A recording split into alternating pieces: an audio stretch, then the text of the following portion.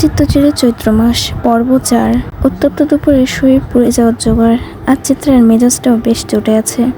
College থেকে বের হতেই তার ক্লাসমেট রাফাত তাকে পত্র দিয়েছে। তাও যে সে পত্র না, ১০০ বানান ভুল পত্র।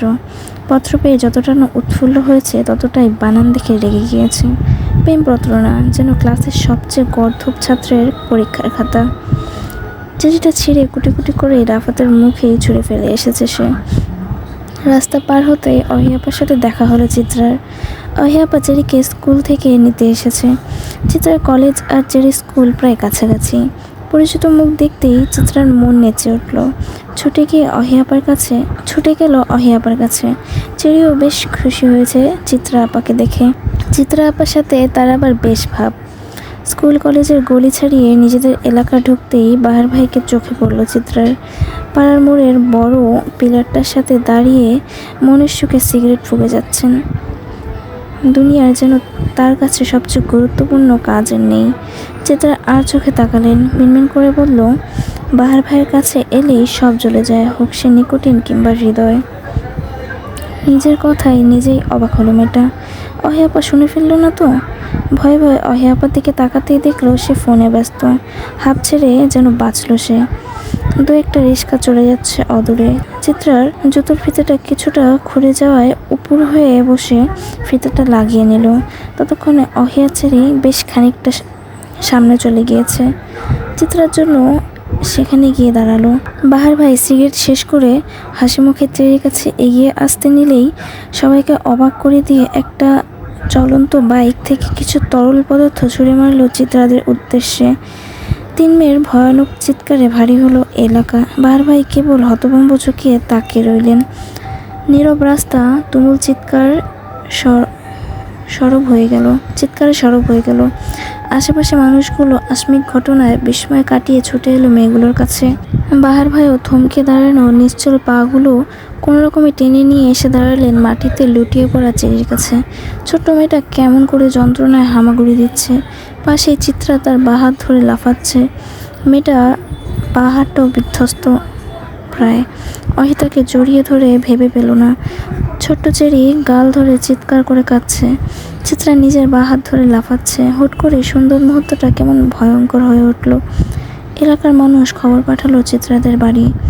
চিত্রা নিজের জ্বলন্ত হাতটা নিয়েই নিচে বসে পড়ল। চিৎকার করতে করতে জ্ঞান হারিয়ে ফেলা চিত্রাকে ডান হাত দিয়ে অনবরত ধাক্কানো শুরু করলো। সাথে সাথে তারা তুমুল আহাজারি। ছোট্ট চেরি নিবিড় স্তব্ধ হয়ে পড়ে রইল। চিত্রা কিংবা চেরি কাউকেই ধরল না অহি, বরং ছুটে গেল তার ৫ হাত দূরের বিশাল দোকানটার দিকে। তার ছুটে যাওয়াটা যেন এই মুহূর্তে আরেক অপ্রত্যাশিত কাজ। বাহার ভাই চেরিকে কোলে তুলে নিলেন আর চিত্রার হাত ধরে টেনে তুললেন। লোকটা বোধহয় এই প্রথম এতটা হতভম্ব হয়েছেন। মুখ দিয়ে কথাও বের হচ্ছে না। কোনো মতে চিত্রাকে ধমকে বললেন, ওঠো তো, এখানে বসে থাকলে কোনো সমস্যার সমাধান হবে না, ওঠো দ্রুত। তুমি না অনেক সাহসী, ওঠো, চেরির অবস্থা কিন্তু খারাপ। চিত্রা বাহারটা কেমন যেন অবশ হয়ে গিয়েছে ততক্ষণে। তবুও মস্তিষ্ক তার সচল। চেরির কথা সেই সচল মস্তিষ্কের নিউরনে ঝড় তুলল। সাথে সাথে সে উঠে দাঁড়ালো। ক্রন্দনরত মুখখানা নিয়ে অসহায়ের মতো প্রশ্ন করল বাহার ভাইকে, আমার চেরি ঠিক হয়ে যাবে তো বাহার ভাই? বাহার ভাই ক্রন্দনরত মেয়েটার মুখের দিকে তাকালেন। চিত্রাদের বাড়িতে এসেছেন পুরো ১২ মাস সম্পন্ন হলো, কিন্তু এভাবে মেয়েটাকে বোধহয় দেখা হয়নি তার। কখনো তাকানোর প্রয়োজনই বোধ করেনি। আজ কিঞ্চিত মায়া হচ্ছে মেয়েটার জন্য। নিজেরও পুরোটা হাত ঝলসে গেছে। তবুও মেয়েটার চিন্তা সব ছোট্ট বোনের জন্য। হয়তো এই আচরণটার জন্যই এত মায়া লাগছে। তন্মধ্যেই ছুটে এলো অহি। হাতে তার বড় বড় দুটি পানির বোতল। সে ব্যতিব্যস্ত হাতে একটা পানির বোতল বাহার ভাইয়ের দিকে এগিয়ে দিয়ে কাঁপা কণ্ঠে বলল, বাহার ভাই, চেরির মুখে হসপিটাল না যাওয়া অবধি পানি ঢালতে থাকবেন। আমি চিত্রাকে নিয়ে পরের রিস্কায় আসছি। পানি ঢালা থামাবেন না কোনোভাবেই। এই মুহূর্তে সে অহির চিত্রার প্রতি এতটা ভালোবাসা বাহার ভাই মুগ্ধ হলেন। মুগ্ধতা কাটিয়ে তিনি পানির বোতলটি নিয়ে ধপ করে উঠে বসলেন রিস্কায়। অহি চিত্রাকে সাবধানে টেনে পরের রিস্কায় উঠল। নিজের হাতে থাকা দ্বিতীয় বোতলটার মুখের ঢাকনাটা খুলেই চিত্রার হাতে অনবরত পানি ঢালতে লাগলো। দুটো রিস্কায় গন্তব্য ধরলো হসপিটালের। অহি চিত্রের হাতে পানি ঢালছে আর সান্ত্বনা স্বরে বলছে, কিছু হবে না তোর, ভয় পাচ্ছিস না? কিছু হবে না তোর, ভয় পাচ্ছিস না তো?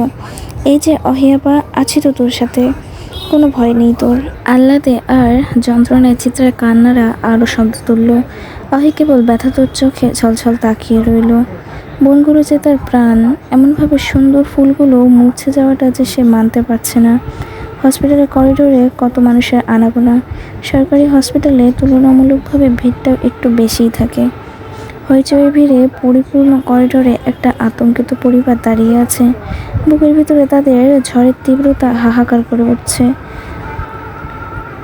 এক একটা মানুষ যেন পাথর হওয়ার উপক্রম। চেরির মা কাঁদতে কাঁদতে দিশেহারা প্রায়।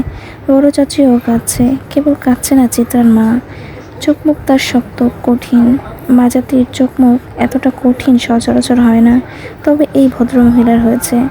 বরাবরই তিনি একটু শক্ত প্রজাতির মানুষ, খুব সহজে নেতিয়ে যান না। নারী জাতি স্বভাবসুলভ কোমল হয়, কিন্তু চিত্রার মা ঠিক তার উল্টো। তিনি বারবার ধমকে ধমকে ছোট যাকে চুপ করতে বলছেন, এমন করলে যে অসুস্থ হয়ে যাবে। তৃষান আর দিহানও কাঁদছে। বোনদের তারা খুব বেশি ভালোবাসে। তুহিন ছোট ভাইদের সান্ত্বনা স্থল হয়ে দাঁড়িয়ে আছে। ওষুধের জন্য যে তুমুল ছোটাছুটি হচ্ছে সেটা করছেন বাহার ভাই। চেরির বাবা প্রবাসী, তাকে এখনও কিছু জানানো হয়নি। চিত্রার বাবা ডিউটিতে ছিলেন, তাকে জানানো হতেই তিনি রওনা দিয়েছেন আসার জন্য। আফজাল সদাগর শহরের বাইরে গিয়েছেন ব্যবসায়িক কাজে। আর তুহিন যেহেতু সবাইকে ভরসা দিয়েছে, তাই এই ওষুধের দায়িত্বটা পড়ল বাহারের কাঁধে। বাহার ভাই কোনো রকম অবহেলা না করেই তার কাজ চালিয়ে যাচ্ছে চঞ্চল গতিতে। চেরিকে আর চিত্রাকে আলাদা আলাদা রুমে নেওয়া হয়েছে। ওদের অবস্থা ভীষণ গুরুতর, তবে অহিকে শিফট করা হয়েছে একটা কেবিনে, কারণ ভয়ানক ওই পানির কিঞ্চিত ছিটে অহির ডান হাতের কিছু কিছু জায়গায় পড়েছে। তখন বোনদের জন্য অনুভব ততটা না করলেও হসপিটালে আসার পর জ্বলে যাচ্ছিল। অন্তঃপর তারও চিকিৎসা শুরু হলো। প্রায় ঘণ্টাখানিক পেরোতেই ছুটে এলেন নুরুল সদাগর। চোখে মুখে লেপ্টে থাকা উৎকণ্ঠা, শরীরে জড়ানো আইনের পোশাক। এসে প্রথম দফায় প্রশ্ন ছুড়লেন, চেরি অহি কেমন আছে, ঠিক আছে তো ওরা? ঠিক এই মুহূর্তের প্রশ্নটা স্বাভাবিক হলেও বাহার ভাইয়ের ভীষণভাবে কানে লাগলো। প্রশ্নটা কেমন যেন খচখচ শব্দ তুলল সন্দেহর ঝুড়িখানায়। ওদের খবর জানেনি এখনো? বাবা, চিত্রার বাহারটারও বেশ বাজে অবস্থা।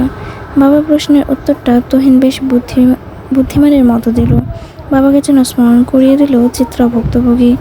নুরুল সদাগর কিছুটা বিব্রত বোধ করলেন ছেলের জবাবে। অন্তঃপর প্রহর করলেন কিছু ভালো খবরের। বাড়ি থেকে চাঁদনির অনবরত ফোন আসছে। ফুপুকে তার কাছে রেখে আসা হয়েছে।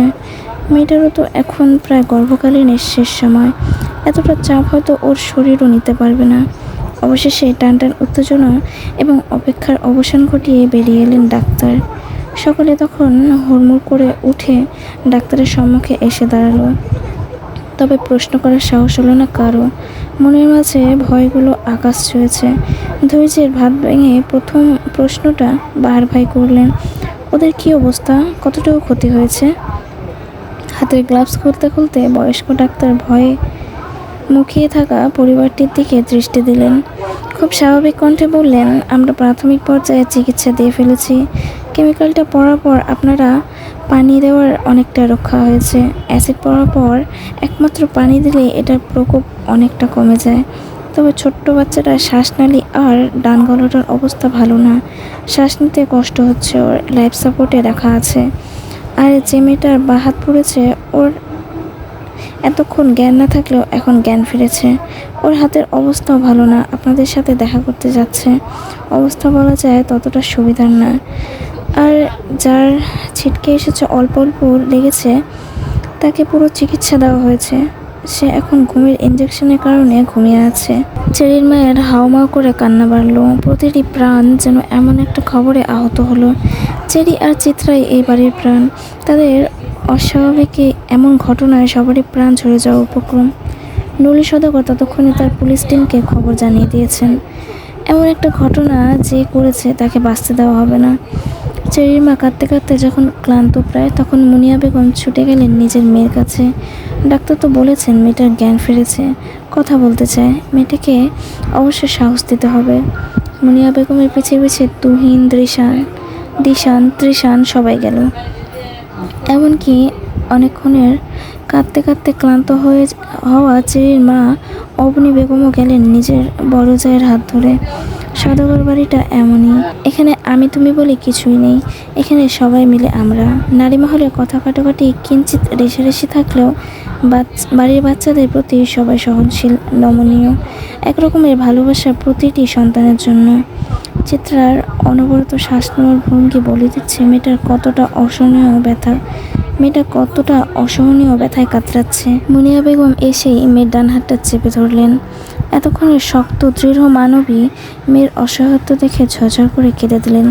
মুঠোয় রাখা মেয়ের হাতটা পরম স্নেহে কতক্ষণ আদর করে দিলেন, খুব যত্নে চুমু এঁকে দিলেন। চিত্রা মাকে দেখে অস্পষ্ট স্বরে শুধালো, আমার চেরি কেমন আছে আম্মু? অবনী বেগম এগিয়ে এলেন। এতক্ষণ তার মুখে যে ভয়াবহ কান্নাটা ছিল, এখন সেটা গিলে ফেলেছেন। চিত্রার মাথায় হাত বুলিয়ে ক্ষীণ স্বরে জবাব দিলেন, সবাই ভালো আছে, তুই চিন্তা করিস না, সুস্থ হয়ে ওঠ। চিত্রা ছোট চাচির দিকে তাকালো, ঠোঁট ভেঙে তার কান্না এলো। ছোট চাচি যে খুব সাবধানে মিথ্যে বলার প্রয়াস চালিয়েছেন সেটা বুঝতে তার বাকি রইল না। তন্মধ্যেই চিত্রার কক্ষে হুড়মুড় করে প্রবেশ করলেন ওর বাবা নুরুল সওদাগর। এসে মেয়ের দিকে তাকিয়ে কর্কশ কণ্ঠে জিজ্ঞাসা করলেন, তোমার কলেজের সামনে নাকি কোন বখাটে ছেলের সাথে আজ ঝামেলা করেছ, এটা কি সত্যি? এমন ভয়াবহ সময়ে এই প্রশ্নটা নেহাতি বেমানান মনে হলো। চিত্রা কেবল ফ্যালফ্যাল করে নিজের বাবার পানে তাকিয়ে রইল। এই মুহূর্তটা বোধ হয় সে বাবার স্নেহ ছাড়া কিছুই প্রত্যাশা করেনি।